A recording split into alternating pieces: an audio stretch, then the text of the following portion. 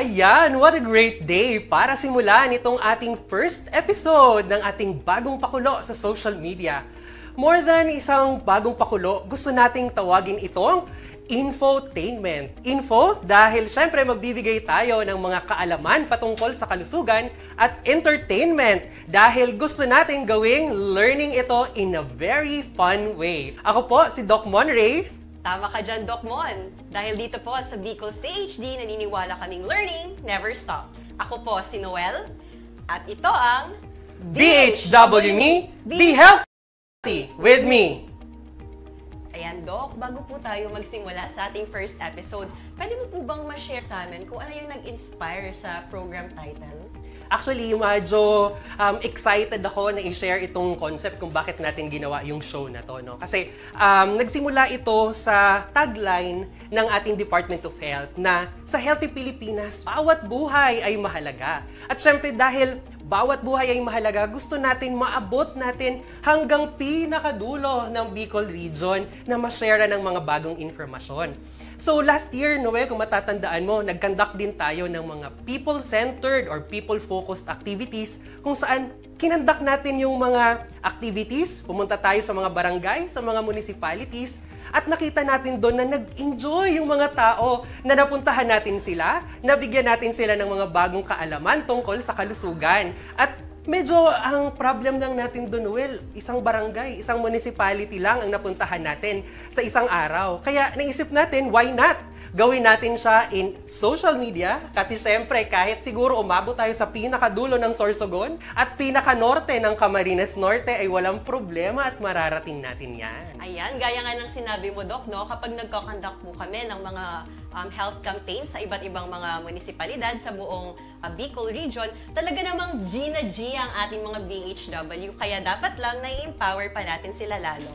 Siyempre, kasabay dyan na abangan natin, meron tayong mga inimbita na mga guest natin ngayong hapon na ito para magbigay sa atin ng kaalaman tungkol sa ating mga usual na questions na na-encounter. At syempre, dahil nga gusto natin fun way ito, bibigyan din natin sila ng sample. Meron tayo mamayang activity, pwede tayong mag-zumba, at syempre abangan niyo yan mamaya. Ayan, very exciting talaga yan, Doc, no? Ngayon naman po, para sa ating first episode, dahil nga ang buwan ng Pebrero ay Heart Month, dapat lang na-discuss natin ang estado ng ating mga puso, di ba, Doc? Naku! So dahil ba dyan, kikiligin ba ako ngayong episode na to, Ma'am Noel? Pwede, Doc. Pwede naman.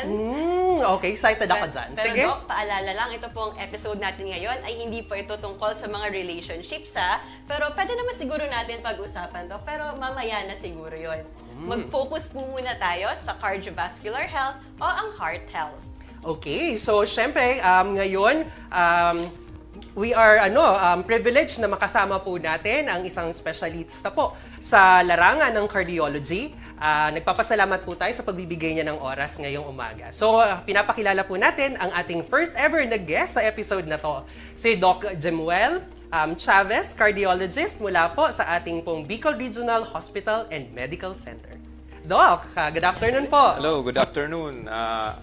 Thank you for that, and I am also very much privileged for being invited to this program. So Doc, umpisahan na po natin ang ating mga katanungan. So Doc, lagi naming naririnig na marami ang sakit sa puso. Maraming may sakit sa puso. Pero ang tanong po, ano po ba talaga ang mga sakit sa puso? At meron po ba itong iba't ibang mga uri?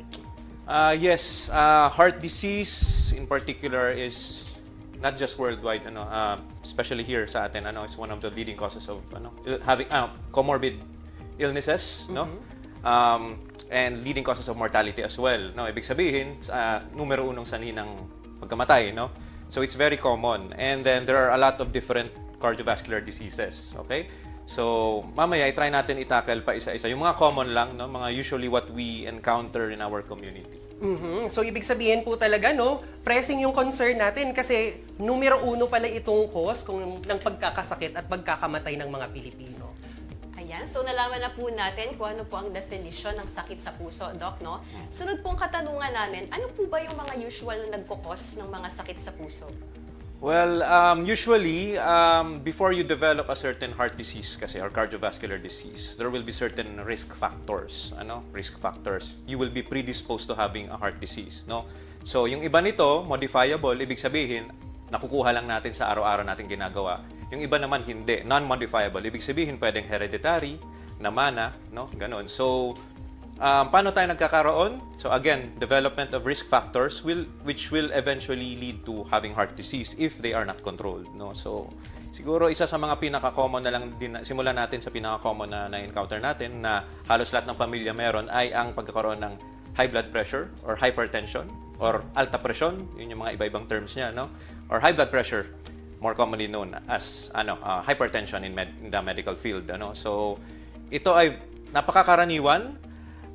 It can be modifiable. Ibig sabihin, this can be caused by certain risk factors na pwede natin baguhin like how we eat, our daily exercise routines, plus yung mga paninigarilyo, pag-iinom ng alak, those are all contributory factors for one to have such a disease, no? Yung iba naman, sabi ko nga kanina, may mga non-modifiable din, no? So, risk factors will include being male, isa yon, no? So, malas kami mga lalaki, Siyempre sa edad din, tapos family history, kasi namamana rin talaga ang pagkakaroon ng high blood pressure. So having high blood pressure can lead to the development of more complicated heart diseases in the future if they remain uncontrolled. So nako, Ma'am Noel, dahil pala lalaki ako, no, medyo mas malaki yung chance na magkaroon ako ng mga heart diseases. Medyo swerte ka siguro. Parang hindi naman, Doc. Kasi sa pamilya namin, Doc, may history po talaga kami ng heart diseases. Pero syempre, sa na-mention kanina ni Doc, mas prone yung lalaki. Bakit kaya, Doc, mas prone yung mga lalaki sa pagkakaroon ng heart disease? Siguro, well, evidence-based studies kasi yung nagsabi noon, no? Siguro, based on researches, looking back, na ganito, mas maraming lalaki nagkakaroon. And probably, another factor is siguro lifestyle na rin ng isang lalaki, yung mga yung diet, yung lifestyle, yung paninigarilyo, more common sa lalaki talaga yun, But, nagkakaroon ng plateau kasi yan eh. So, based on the studies, ang mga lalaki, mataas talaga ang risk of having cardiovascular disease up to the age of 65 or 70. Pagdating dyan, pag halimbawa, kung ikaw 65 na, tapos si ma'am 65 na rin, magpa-plateau na, mag-equalize na yung risk niya pareho. Yes. Hanggang sa ma-overcome na ni ma'am. Ang women naman, the older they are, the higher their risk. Parang ganun siya. Nako, yan kailangan mo din palang mag-ingat kasi habang tumatanda ka, tumataas din yung risk na magkaroon ka ng mga sakit sa puso. Habang bata pa ako, Doc, dapat iwasan ko na yung mga dapat iwasan. Yes, pero ang gusto ko dun sa sinabi ni Doc, yung mga risk factors na dapat pala nating iwasan. Kasi kapag meron tayo ng risk factors na to, mas lalaki yung tsansa na magkakaroon tayo ng sakit. So sabi ni Doc, paninigarilyo, yung diet daw, tsaka yung exercise. So syempre nandiyan din yung mga bisyo din siguro natin. Yung lifestyle, yung sedentary lifestyle. Naku, medyo nauuso yan ngayon. Kasi napapadalas yung mga tao nakaupo na lang, di ba? Hindi na nag-exercise. Siguro gumaganon-ganon na lang sa tablet. Nako, tumitingin ng online siya. Kaya kapag nagtatrabaho, Doc, nakaupo na lang sila buong araw. Hindi na nila nakapag-exercise. Okay, sige. So, napakaganda ng conversation natin. Pero syempre, marami pa tayong mga katanungan. So, Doc, ang tanong naman po dito, paano po nalalaman kung ano po ang sakit sa puso at kung ang cause niya ngayon, at kung paano naman daw po maiiwasan bukod dun sa mga risk factors? Okay, sige. So, usually kasi, siyempre ugali natin mga Pilipino, hindi naman talaga tayo magpapakonsulta unless we experience these symptoms. So, yung risk factors na sinasabi ko kanina, may iba talaga na hindi na talaga maiwasan yung ganun. One is diet especially kasi sa ating mga Pilipino, uso talaga yung high salt diet and high fat diet, di ba? So, madalas sa diet natin, na-exceed natin yung parang dietary requirement ng sodium, no? So, may limit lang kasi dapat yan. Pero as being Filipinos, uso kasi sa atin yung mga fast food, canned goods, mga ganun, instant noodles, halimbawa, kasi syempre, madaling lutuin, mga ganun. So, the higher salt intake you have daily, then the higher the chances of you having high blood pressure din. So yan ang isa sa mga common na causes ng pagtaas ng presyon ng isang Pilipino. Now, how do you know kung meron ka ng sakit sa puso? Well, again, symptoms. Ano mga common symptoms ng having heart disease? Syempre, ang pagtaas ng presyon, madalas ang kasabay niyan is pananakit ng ulo, having headache, or nape pain, ibig sabihin itong batok parang medyo bumibigat, nahihilo, sometimes nasusuka, okay? So, usually, again, you only, I want to discuss the diagnosis of hypertension muna, since nandito na rin naman tayo, So, ang high blood, pag sinabi, kasi ang dami nagtatanong, Doc, 110/70 BP ko, ang taas na ng BP ko, high blood na ako. Hindi. By definition, hypertension is defined as kung ang blood pressure mo is 140/90 or higher than that, that's stage 1 hypertension. But it doesn't stop there. Dapat nakuha mo ang BP na 140/90 with the average of two measurements in 2 separate days. Ibig sabihin, nagpa-BP halimbawa si Doc ngayon, 2 beses. Tapos sa makalawa, the following day, nagpa-BP ulit siya 2 beses, in average na more than 140/90 or equal to 140/90, then he is diagnosed as having hypertension na. Now, if he has some symptoms that accompany hypertension such as those I mentioned earlier, then ano na talaga yun? Parang indication na yun to seek consult to your medical doctor, to your IM doctor or a cardiologist, for further evaluation. Kasi the earlier you detect your high blood pressure and its symptoms, then the better. Kasi again, di ba, prevention is better than cure or treatment. So para maiwasan natin mag-progress yung high blood pressure, which eventually may lead to complications. Okay, so ang dami nung isa-isahin natin, no? So para daw pala makaiwas tayo, Ma'am Noel, so bukod doon, kasi alam na natin yung risk factors, kailangan pala natin din na bawasan siguro yung kinakain natin, ang mga maaalat at Mga fast food, Doc, nako, na talaga yes. natin yan. Actually, makwento ko lang din, Doc. Meron kaming ginawa na PhilPen Risk Assessment last year at nakita natin doon na more than half ng mga Bicolano ay kumakain ng mga matataba at maaalat na pagkain on a weekly basis. Nakita din natin na mas madami pong mga Bicolano ang malalaki po yung waist circumference. Yes. So mukhang naiipon na po yung mga taba doon sa ating mga pinakatatago-tago na mga area. At syempre lumalabas din doon sa pag-aaral na madami talaga po, Doc, ang may high blood. So doon nakikita talaga natin na yung kahalagahan nung ating pong pagpapakonsulta agad. Kasi sabi nga ni Doc, maari daw yung hypertension ay maaring walang simptomas, pero pag BP mo, yung BP natin ay nasa 140/90 or mas mataas pa. At kapag taon, isi-segue ko na po, meron kasi tayong programa sa Department of Health, yung tinatawag naman pong Consult Tayo. At ito po ay naglalayo na may sintomas man yan or may naramdaman agad na sintomas, kailangan magpakonsulta na po agad sa pinakamalapit na mga primary care providers, sa ating pong mga doktor, para ma-diagnose at maagapan na po natin yung pag-prevent na magkaroon ng sakit o kaya naman ay ma-prevent na mas lumala pa yung ating mga sakit. Di ba? Ang dami natin natutunan, Ma'am Noel. Sa'yo, Doc Jem, no? Sige, so ngayon, actually po, dito sa ating pong platform, nagko-kolekta po tayo ng maraming mga tanong mula po sa ating mga televiewers or mga nanonood po sa atin sa social media site. So maraming salamat po sa mga nagbigay ng kanilang mga katanungan. So opportunity natin ito na malinawan yung mga tanong nila. At itatanong natin ito, of course, sa ating pong guest na si Doc Jem. So Doc Jem, umpisahan natin yung mga katanungan na nakuha po namin online. So Doc, ang katanungan po dito, medyo Bicol po ito, no? So pag nakakaramdam ng nerbiyos, nata nagkukulog ang daghan, normal ba iyon? So ang katanungan po ay, pag nakakaramdam daw po ba ng nerbiyos, bakit po sumasakit ang kanyang dibdib? Normal daw po ba yun, Doc? Okay, so pagkukulog ng daghan or chest pain, isa sa mga pinaka-common complaints in the clinic.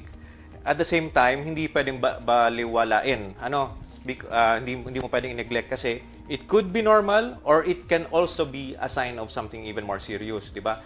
So, pag nag-chest pain ka, pag nervyos, pag kinakabahan. Okay. So, any form of physical and emotional stress kasi can lead to chest pain. More commonly, it's physical, but even emotional stress can lead to chest pain. So, kung ninenervyos ka, kung kinakabahan ka, or you're having panic attacks, usually, or not usually, but sometimes it may manifest as having chest pain. Pero the quality differs from those having a heart attack. So yun yung difference nila. Ang dami ko rin kasi nakikitang patients na bata, ano, so young, tapos most of them women, so pero medyo walang mga risk factors to have a heart disease, who complain of having chest pain. Tapos i-evaluate ko sila, no, they complain na parang ninenervyos sila, parang may tumutusok dito. And then upon further evaluation, I found out it's more of ano talaga, emotional stress that's causing the pain, ano. So pwede talaga siya mangyari. The only way, the way to differentiate it from having an actual heart attack or mild heart attack is usually when the person comes down, mas kalmado na siya, nawawala yung simptomas nito. Pag mas kalmado siya, nawawala yung pagbibigat ng dibdib niya o pagiging parang may tumutusok dito. So usually it happens, but it is not really something serious if it's caused by something such as pagiging nervyoso or ano. Okay. Pero po, pag ganito po, Doc, nire-recommend pa rin po ba natin na any na may maramdaman na sintomas, mapa-nervyos man yan, or talagang heart attack, ang recommendation po ba natin, Doc, magpakonsulta agad sa mga physicians din? Yes, it's always better to be one step ahead, no? Kasi hindi naman natin pwedeng i-guarantee lagi na ay wala, nervyos lang 'yan or kinakabahan ka lang. Kasi pwede rin naman talagang may problema, ano? So, it's always better to be one step ahead, ma-evaluate natin 'yon, ano? Kasi sometimes, sabi ko nga, nervyos lang 'yan, but sometimes it can also be an early symptom of having a heart disease. Yung parang madalas na parang kumakabog ng dibdib o ninenervyos o bumibilis yung pagtipong ng puso at bumibigat ang dibdib. So, I think it is still advisable to seek consult once you feel those symptoms. Thank you, Doc. So talagang pala pag kumabog yung dibdib, parang may nakadagan, parang may tumutusok, ma'am. The best is magpapakonsulta talaga. So mas magandang ma-evaluate kaysa magpakakomportable tayo. Tapos, Mag-self-diagnose. yes, ano? uso pa man din yan ngayon sa atin, di ba? Self-diagnose, search, tapos may diagnosis na. Hindi, dapat nagpapakonsulta tayo agad. Okay. Ayan. So, next question po, Doc. Nakakaranas ba ng palpitations ang inaatake sa puso? Okay, so yes, it could be the presenting symptom of a heart attack rin, yung palpitation. So yung parang nase-sense mo yung pagbabago ng tibok ng puso nyo. Parang pwedeng tumitigil, bumibilis, bumabagal. No?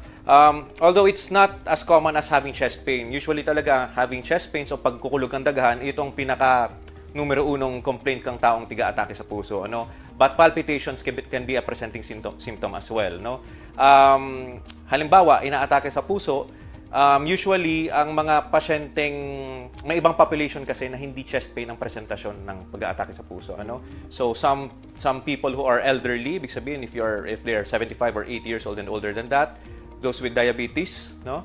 And some women din, the female population, usually ang presentasyon nila ay hindi yung typical na chest pain na sumasakit ang dibdib, no? Sometimes it's shortness of breath o parang pagkakapos ng hininga or palpitations din. So palpitations is kumbaga is a sign or is definitely something that you should watch out for and to seek consult, especially if it happens more often, ano?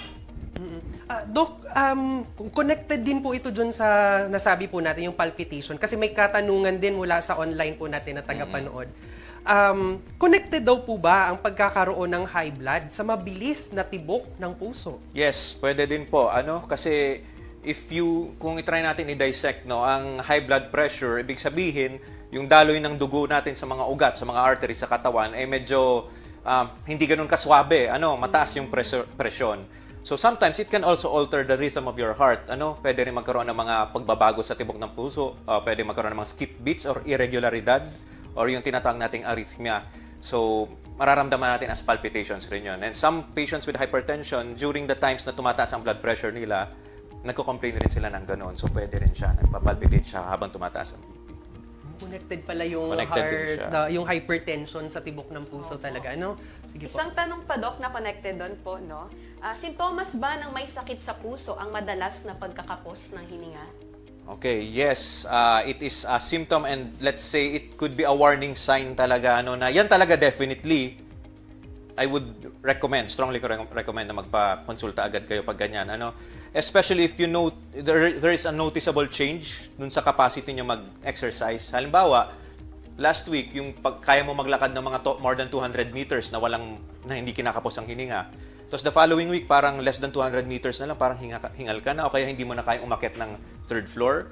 So those are symptoms of having a possible heart problem. Again, hindi naman palaging puso, pwede rin namang baga, pwede din namang ibang organ, or pwedeng related lang sa pagiging overweight sometimes, mga ganon. But if we focus more on having heart diseases, then shortness of breath, yung kinakapos sa paghinga, is one of the warning signs of heart disease.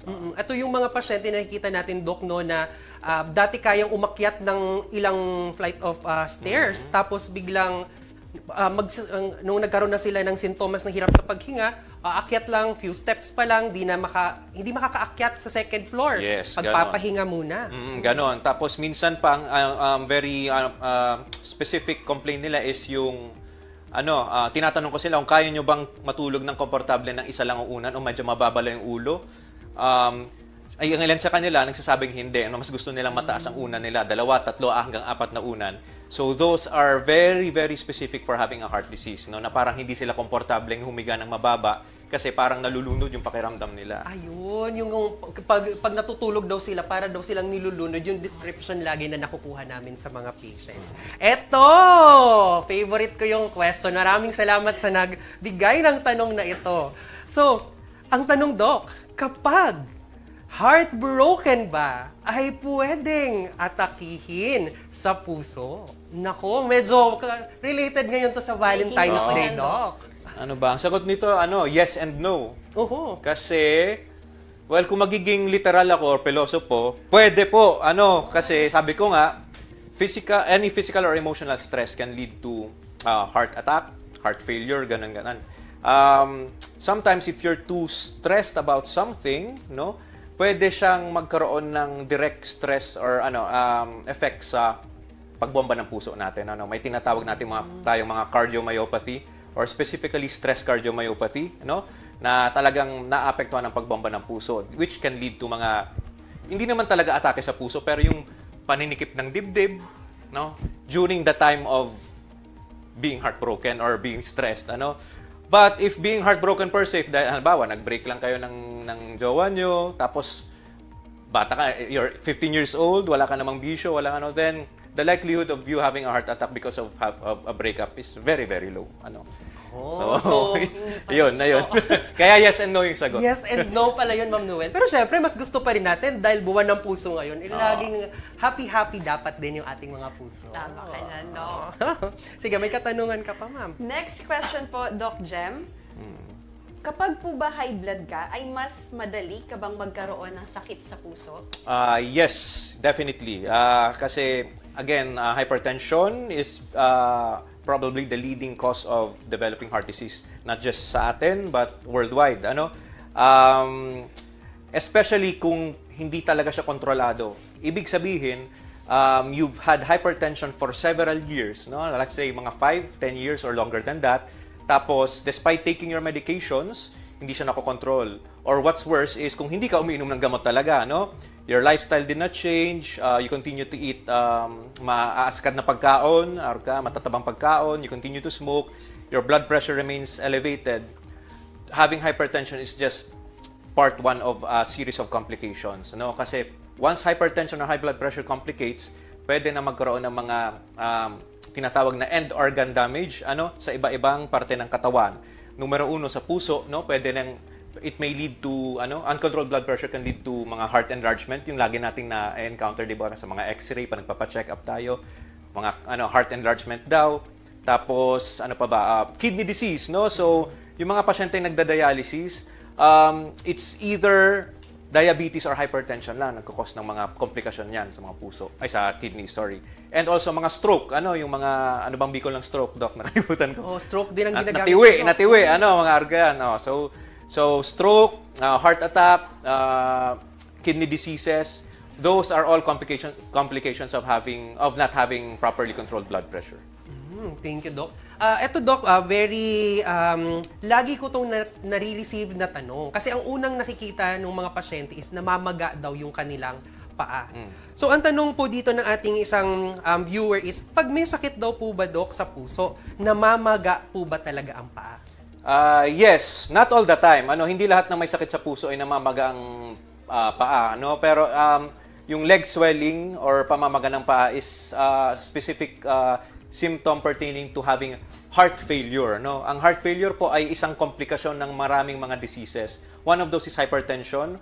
Another is having a heart attack, May lead to heart failure. Ang heart failure po, ibig sabihin nito ay mahina po ang pagbomba ng puso natin, yung pump, So, if it's, kasi ang trabaho ng puso natin ay pag nagbomba ng puso, nagbomba ng dugo, antegrade o forward flow dapat yan sa katawan, Kasi susupply niya ng dugo yung iba-ibang parte ng katawan, Now, if you have heart failure or yung mahina ang pagbomba ng puso mo, parang, imagine niyo parang paatras yung nangyayari, Bumabackflow yung dugo.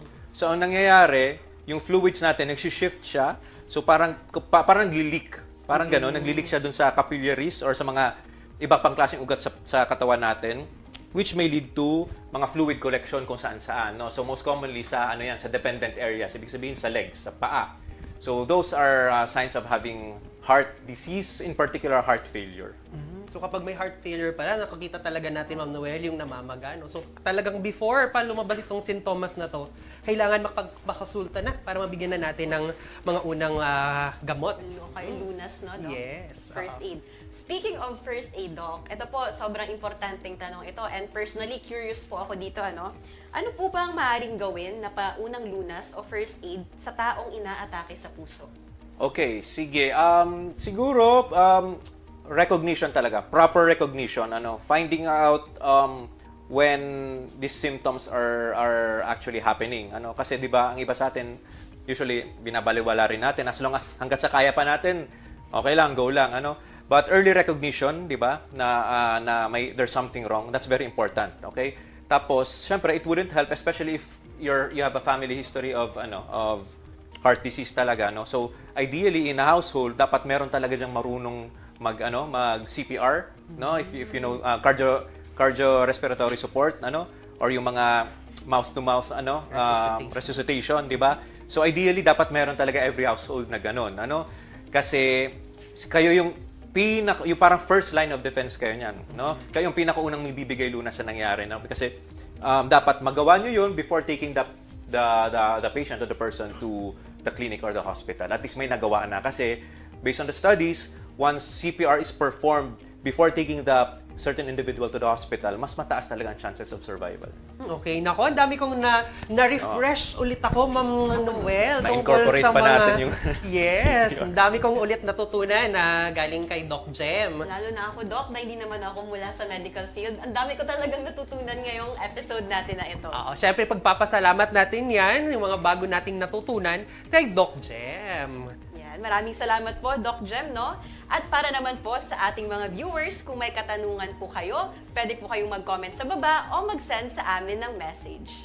Sa aming pagbabalik, di ba na-mention natin kanina na isa pala sa mga pamamaraan para makaiwas tayo na magkaroon ng sakit sa puso ay ang exercise. So, sa Department of Health, sinasabi natin na dapat 2.5 hours in a week ang exercise natin. At syempre, dahil gusto natin itong maging fun, meron tayong inimbita na magtuturo sa atin ng mga the moves sa Zumba. So, abangan nyo yan sa aming pong pagbabalik. Ayan, very excited na ako dyan, Doc, Kaya dyan lang po kayo at huwag kayong aalis. Magbabalik ang BHW Me, Be Healthy with Me! 7 healthy habits para sa healthy Pilipinas. Galaw-galaw baka ma-stroke. Like, bike, jog, jump, rope. I'm so kumain ng sapat, dapat balance. Kahit pinggang Pinoy, manami. There you have it. Isa sa 7 healthy habits. Sundin! Do it na yan. Kalusugan ay unahin at mamanahin ng mamamayan. Ay healthy Pilipinas. Malakas sa magandang bukas. Ang bawat Pilipino sa mundo. Sa ulado ang pitong-pito. Sa healthy habits go na go. Move more. Eat right. Be clean. Live sustainably. Get vaccinated. Don't smoke. Lessen alcohol. Say no to drugs. Care for yourself. Care for others. Practice safe sex. Do no harm. Put safety first. Do it na yan. Sa healthy Pilipinas. 7 healthy habits para sa healthy Pilipinas. Sa mundong ginagalawan, pagandaan ng big one. Kamay, sakit, sa isip sa gawa. Leave nothing but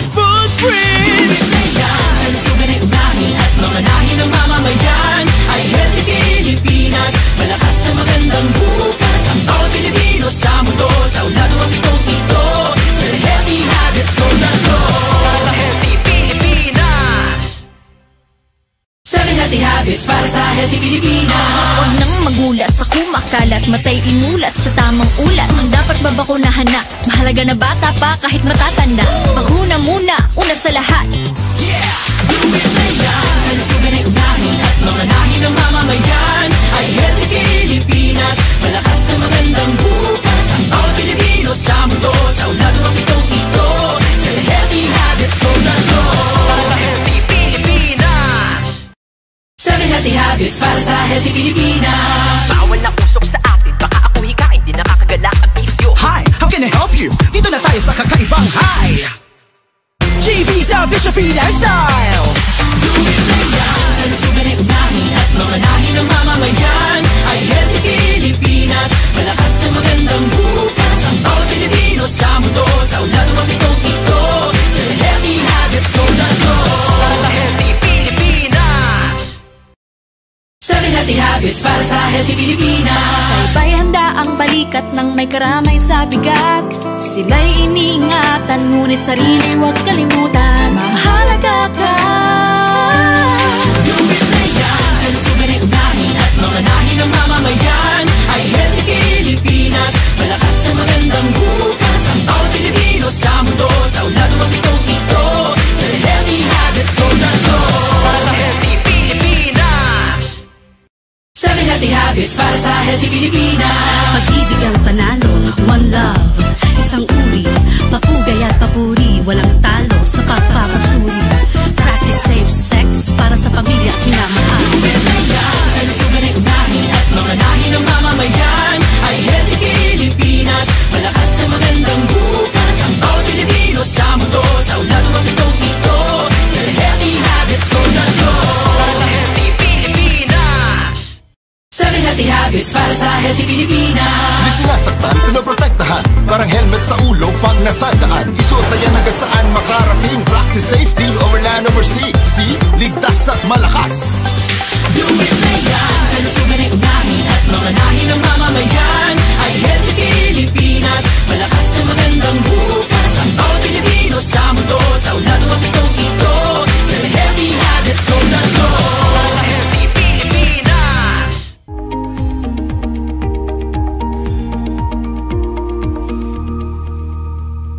At nagbabalik po ang BHWMe, be healthy with me!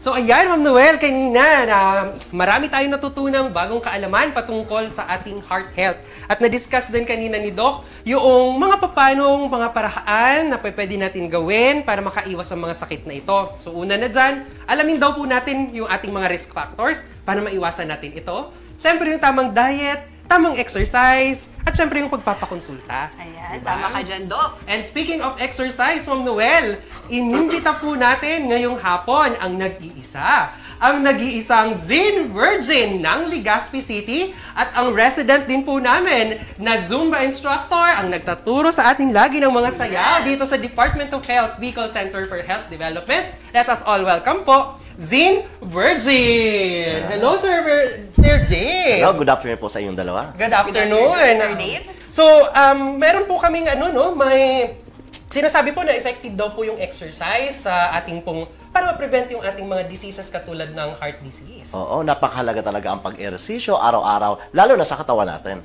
Meron po ba tayong mga po pwedeng iturong mga moves sa ating pong mga tagapanood para naman po matulungan natin sila na maging healthy at makalayo sa mga heart diseases? Oo, meron at napakasimple lang. Kahit sino, pwede sabayan. Wow, so excited ako dyan. So sana masabayan ko din po ito. Zin Virgin, ready na po ba tayong turuan natin ang ating mga tagapanood? Ready na. Handa na ba sila? Nako, handa na daw po ba kayo? So let's start. Okay. Paano ba natin ito Okay. gagawin, sir? Let's start on marching. Ayan, Doc, kahit naka-heels ako, sumasabay ako, Doc, kasi Wow. kaya talaga natin to. Warm up muna tayo. Ito ating Oo, warm up. Usually ba, Sir Dave, gaano katagal ang warm up? Siguro inaabot yan ng mga 5 to 7 minutes. Okay. Maximum is 15 minutes. Oo. Kasi importante ata yung warm up, no? Para Oo. hindi manakit yung ating mga katawan kapag nag-exercise.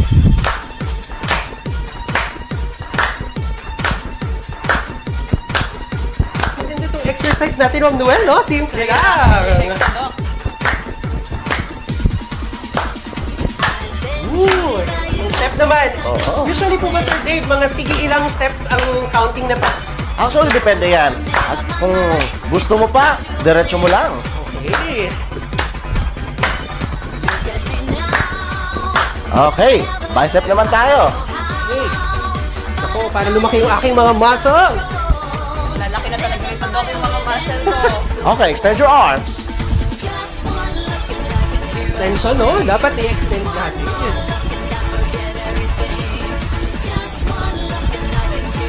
Okay, next step. Oops, dito pala sa dito.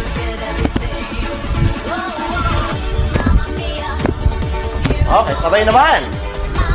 Okay. At ayan, habang nga po nag-workout si Doc Mon at si Sir Dave sa aking likod, na-discuss po natin kanina ang sakit sa puso bilang top leading cause of death.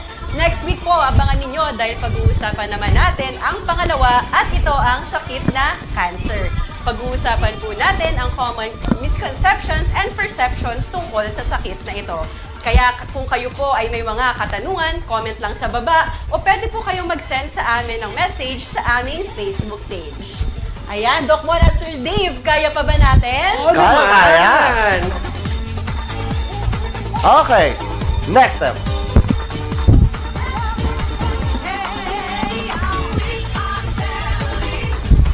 Ang sarap sa pakiramdam talaga pag sumasayaw ang buwel. Dapat Kaya burn yung fats ko dito, Doc Mon. enjoy lang. Yes. Importante nag-enjoy at nakangiti kapag nag-zumba, no, Sir Dave? Oo, avoid stress, Doc Monray. Yes. At kapag sumasayaw po, nag-exercise, Okay. nagre-release din yan ng mga happy hormones. Okay, next.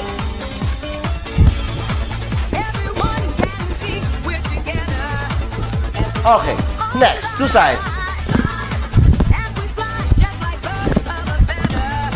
Higher. Ooh. At ayan, magkikita-kita po ulit tayo sa susunod na linggo, parehong oras at parehong araw. Laging tandaan na ang pagiging healthy ay nagsisimula sa ating sarili. Tama ka dyan, Ma'am Noel, dahil sa Healthy Pilipinas, bawat buhay at mahalaga at kaya at hindi dapat tayo mang-iwan ng kahit sino man. Kaya naman po, magkita-kita ulit tayo sa susunod po natin na episode ng BHWMe, Be Healthy with Me!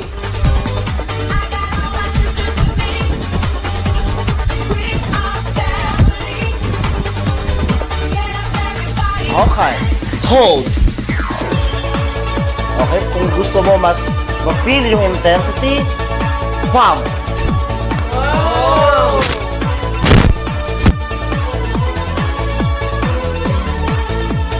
You can dance, you can jive, having the time of your life. Ooh, see that girl, watch that scene, digging the dancing queen. Friday night and the lights are low, looking out for a place to go, where to play the right music.